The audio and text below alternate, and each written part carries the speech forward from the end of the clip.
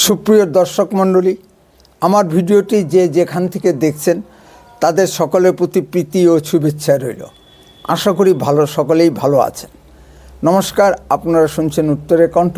উত্তরের কণ্ঠ থেকে আমি প্রভাত বসাক, তুফানগঞ্জ, কোচবিহার। আমি একটু তীর্থে বেরিয়েছিলাম, পুরী মন্দির পুজো দিতে। উড়িষ্যা, ঝাড়খণ্ড ঘুরে এলাম, তাই 10-12 দিন কোনো ভিডিও আপলোড করতে পারিনি। এখন থেকে নিয়মিত ভিডিও আপলোড করা হবে। উপরে থাম্বনেল দেখেই বুঝতে পারছেন আজ কোন বিষয়ের উপর কথা বলতে যাচ্ছি। আপনি আমার সঙ্গে একমত নাও হতে পারেন, তবে আপনার মতামত কমেন্ট করে জানাবেন। চ্যানেলটিকে সাবস্ক্রাইব ও লাইক শেয়ার করে এগিয়ে নিয়ে যেতে সাহায্য করবেন। 2026-এর বিধানসভা নির্বাচনে শ্রীমতী মমতা ব্যানার্জি আর প্রতিদ্বন্দ্বিতা নাও করতে পারেন বলে খবর পাওয়া যাচ্ছে। 21-এ নির্বাচনে নন্দীগ্রাম থেকে শ্রী শুভেন্দু অধিকারীর নিকট 1900 ভোটে হেরেছেন। তারপর কলকাতার ভবানীপুর আসন থেকে বাই ইলেকশনে জয়ী হয়ে মুখ্যমন্ত্রী হয়েছেন। ভবানীপুর আসন থেকে জয়ী হয়েছিল তৃণমূলের মন্ত্রী শোভনদেব চট্টোপাধ্যায়। মমতা ব্যানার্জির জন্য তিনি আসনটি ছেড়ে দেন। এই জন্য শ্রী শুভেন্দু অধিকারী মমতা ব্যানার্জিকে কম্পার্টমেন্টাল মুখ্যমন্ত্রী বলে উপহাস করে থাকেন। মমতা ব্যানার্জিকে এ উপহাস সহ্য করে চলতে হয়, কারণ করার কিছুই নেই। মমতা ব্যানার্জি শ্রী শুভেন্দু অধিকারীর নিকট পরাজিত হয়েছেন। এ পর্যন্ত সব ঠিকই ছিল। মমতা ব্যানার্জি পুনরায় 26-এ ওই ভবানীপুর আসন থেকে প্রতিদ্বন্দ্বিতা করবেন বলে ভেবেছিলেন। ইতিমধ্যে ষাঁড়ের আঘাতে পশ্চিমবঙ্গের ভোটচিত্র পাল্টে গেছে এবং পশ্চিমবঙ্গে মমতা বিরোধী হাওয়া আস্তে আস্তে প্রবল থেকে প্রবলতর হচ্ছে। এই পরিস্থিতিতে এখন আর মমতা ব্যানার্জি ওই ভবানীপুর আসন থেকেও প্রতিদ্বন্দ্বিতা করতে সাহস পাচ্ছেন না। নন্দীগ্রাম তো নয়, তিনি ভেবে রেখেছেন আপাতত তিনি ভোটে প্রতিদ্বন্দ্বিতা করবেন না। তৃণমূল 26 নির্বাচনে যদি কোনো রকমের কাটায় সংখ্যাগরিষ্ঠতা পায়, তবে তিনি কোনো সেফ মুসলিম সংখ্যাগরিষ্ঠ আসন থেকে বাই ইলেকশনে জয়ী হয়ে মুখ্যমন্ত্রীর দায়িত্ব নেবেন।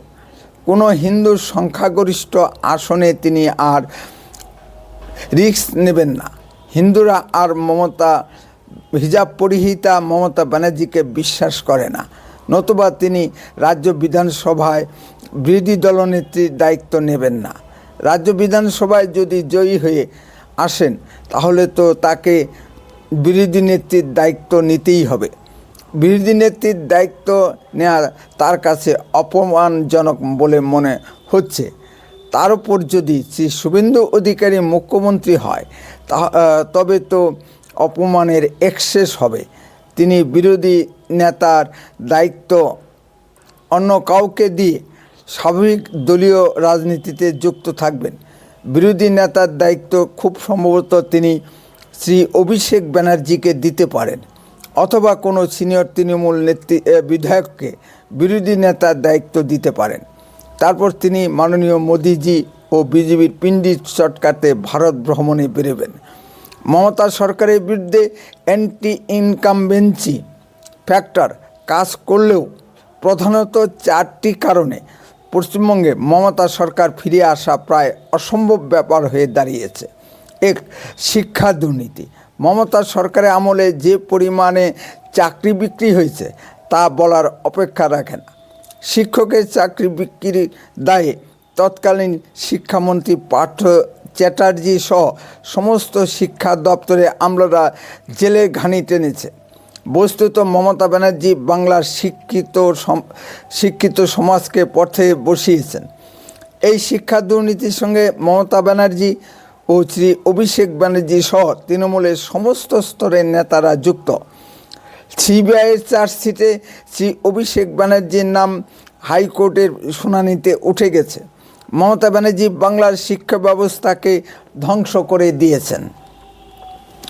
আপনি হয়তো লক্ষ্মীর ভাণ্ডার পাচ্ছেন, কিন্তু আপনার ঘরের বেকার ছেলেমেয়েরা রাস্তায় রাস্তায় চাকরির সন্ধানে প্যাঁ করে ঘুরে বেড়াচ্ছে।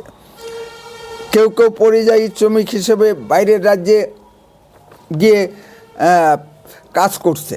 বাংলার শিক্ষিত সমাজের এই পরিণতি কেউ কি কখনো ভাবতে পেরেছিল? এর একটা এফেক্ট আগামী নির্বাচনে তো পড়বেই, যা মমতা ব্যানার্জির বিপক্ষে যাবে। 2, পরিযায়ী শ্রমিক ঘোটালা। মমতা ব্যানার্জি অনেক ঢাকঢোল পিটিয়ে রাজ্যের পরিযায়ী শ্রমিকদের জন্য মাসিক একটা রামচাম অ্যামাউন্টের ভাতা ঘোষণা করেছিলেন। শুরুর লগ্ন থেকেই এর ঘোটালা শুরু হয়েছিল। প্রথমে কথা ছিল যারা ভিন রাজ্য কাজ থেকে কাজ সেরে চলে আসবে তারাই শুধু এই ভাতা পাবে। অনেকে এসে এই ভাতা খানি নিয়ে পুনরায় অন্য রাজ্যে কাজে চলে গেছে। এ তো গেলে একটা দিক। অন্যদিকে রাজ্য সরকারও কম যাবে কেন? রাজ্য সরকারের তরফ থেকেও কোটি কোটি টাকা পরিযায়ী শ্রমিকদের নামে লোপাট হতে থাকে। পরিযায়ী শ্রমিকরা যা পায় তার চেয়েও অধিক পরিমাণে অর্থ তৃণমূল নেতাদের পকেটে যেতে থাকে। সিবিআই তদন্ত হলে অনেক বড় একটা দুর্নীতি বেরিয়ে আসবে, কিন্তু মোদী সরকারের সেই ইচ্ছা কি আছে? দুর্নীতির এত তথ্য প্রমাণ থাকা সত্ত্বেও দুর্নীতির মূল পান্ডা অভিষেক ব্যানার্জিকে গ্রেপ্তার করছে না কেন্দ্রীয় মোদী সরকার। হেমন্ত সোরেন বা অরবিন্দ কেজরিওয়াল দুর্নীতির দায়ে গ্রেপ্তার হতে পারে, কিন্তু অভিষেক ব্যানার্জি নয় কেন? সেটা আমার মাথায়ও ঢুকছে না। এখানেই সেটিং তথ্য আমদানি করতে হয়। পশ্চিমবঙ্গের অধিকাংশ লোক সেটিং তথ্যে বিশ্বাসী। আগামী নির্বাচনে বিজেপির পক্ষে এই সেটিং তথ্য কাল হয়ে দাঁড়াবে। 3, হুমায়ুন কবিরের বাবরি মসজিদ এফেক্ট। মমতা সরকার টিকে আছে মুসলিম ভোট ব্যাংকের উপর। এই এফেক্ট কতটুকু বাস্তবে রূপ পরিগ্রহ করবে তা সময়ই বলবে। বাবরি মসজিদ ইস্যুতে রাজ্যের মুসলিম মন আন্দোলিত। শিলান্যাস অনুষ্ঠানে যে পরিমাণ মুসলিম জনসাধারণ উপস্থিত হয়েছিল তাতে মমতা ব্যানার্জির ঘুম ভেঙে গেছে। মমতা মুখে বিরোধিতা করলেও আন্তরিকভাবে সব ধরনের সহযোগিতা করছেন। তবে ব্যক্তিটির নাম হুমায়ুন কবির, অনেক ঘাটের জল খাওয়া মাল। কতটুকু বিশ্বাসযোগ্য তার সময়ই বলবে। তবে এইটুকু বলা যায়, হুমায়ুন কবির যদি সঠিক রাস্তায় থাকে তবে মমতা ব্যানার্জি ফিরে আসা প্রায় অসম্ভব ব্যাপার। গত 22শে ডিসেম্বর হুমায়ুন কবিরের নতুন দল জনতা উন্নয়ন পার্টি গঠন হয়েছে। উদ্বোধনেই জনাব হুমায়ুন কবির সাহেব যেভাবে মমতার মুখোশ তুলে ধরেছেন তাতে মমতার মুসলিম ভোটে তার একটা এফেক্ট পড়বেই। 4, এসআইআর এফেক্ট। পশ্চিমবঙ্গে এসআইআর প্রক্রিয়া শুরু হতেই মমতা ব্যানার্জি আত্মচিৎকার শুরু হয়েছিল। পশ্চিমবঙ্গে এই প্রক্রিয়া বন্ধ করার জন্য বারবার সুপ্রিম কোর্টে ছুটে গেছেন। সুপ্রিম কোর্ট হস্তক্ষেপ করতে রাজি হয়নি। পশ্চিমবঙ্গে ভোটার তালিকায় কী পরিমাণ জল মেশানো হয়েছে সেটা মমতা ব্যানার্জি ছাড়া আর কেউ ভালোভাবে জানেন না। লাস্ট খবর পাওয়া পর্যন্ত মৃত, স্থানান্তরিত ও নিখোঁজ ভোটারের সংখ্যা প্রায় 58 লাখ। প্রায় 1,67,00,000 ডাউটফুল ভোটারের সন্ধান পাওয়া গেছে। কেউ 15 বছরে বাবা হয়েছেন, কেউ 7-8 বছরে মা হয়েছেন, কেউ 40 বছরে দাদু হয়েছেন। কারো বা 600-700 করে ছেলে মেয়ে।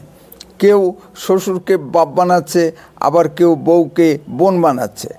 80-র দশকে আসা সন্দেশখালীর শেখ শাহজাহানদের মতো অবৈধ অনুপ্রবেশকারীদের বাদ দিলেও প্রায় 1.5 কোটি অবৈধ বাংলাদেশি মুসলিম অনুপ্রবেশকারী পশ্চিমবঙ্গে ঢুকে বসে আছে। মমতা ব্যানার্জি অনুপ্রেরণায় প্যান ইসলামিক চিন্তাধারার মমতা ব্যানার্জি এদের বড় সমর্থক। ঢাকার ডক্টর মোহাম্মদ ইউনুস আর মমতা ব্যানার্জি একই বৃন্তের দুটি কুসুম। মমতা নামটি শুধু হিন্দু, বাদবাকি সব এক। নামে ব্রাহ্মণ কন্যা হলেও এবং লোক দেখানো পূজা করলেও মমতা কোন ধর্ম পালন করেন তা কেউ জানে না। তিনি হিজাব পরে হিন্দুদের দুর্গাপূজা উদ্বোধনে যান এবং ঠাকুরকে ফুল ছুঁড়ে মারেন, তাহলে আমরা ধরে নিতেই পারি মমতা ব্যানার্জি হিন্দু ধর্ম পালন করেন না, মুখে শুধু বলেন না। প্রতিটি বিধানসভা কেন্দ্রে গড়ে 50,000 করে ফলস ভোট বাদ গেছে এসআইয়ের প্রক্রিয়ার মাধ্যমে। সুতরাং মমতার কাছে নন্দীগ্রাম বা ভবানীপুর আসন আর নিরাপদ নয়। তাই মনে হয় আগামী 26 নির্বাচনে মমতা ব্যানার্জি প্রতিদ্বন্দ্বিতা নাও করতে পারেন। উত্তরে কণ্ঠ সর্বদা বাস্তব ও সত্য কথা বলে। আরও এই ধরনের ভিডিও পেতে দয়া করে চ্যানেলটিকে সাবস্ক্রাইব করুন, বেল আইকনে ক্লিক করুন, আপনার মূল্যবান মতামত কমেন্টে লিখুন। বন্দে মাতরম, ভারত মাতা কি জয়।